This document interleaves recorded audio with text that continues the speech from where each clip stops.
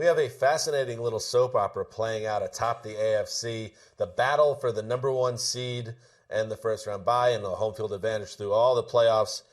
The 10-2 teams, Cincinnati Bengals, New England Patriots, and Denver Broncos. Who's going to take the number one seed, Greg? I'm not a homer here, but if I had to pick one team, I think it's very even. I would go with the Patriots because they're not stuck in the round robin of death.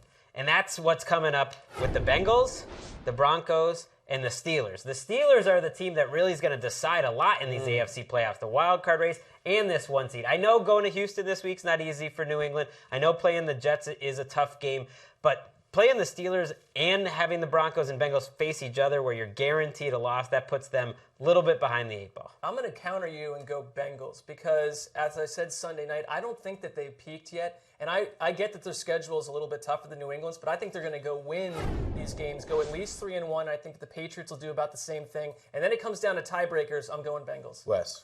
I agree with Greg. I think the Steelers play the spoiler here. I could see them knocking the Bengals off this week, knocking the Broncos off the next week. You're talking my language. Then the Bengals go into Denver and knock the Broncos off. Bengals 13-3, Broncos 12-4. Patriots also 13-3. It comes down to Week 17, Patriots and Bengals. Which one has a better strength of schedule? Dan, we'll find out. Cute to see these two getting along so well. It's adorable, actually.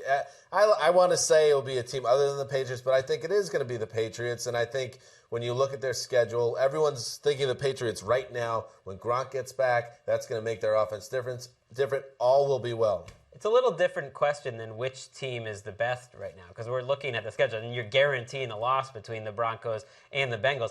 I'm concerned about how the Patriots are playing, but they usually finish the season very strong. There's still 4 games left. I think after this game against the Eagles, that was their rock bottom. I think they'll play better.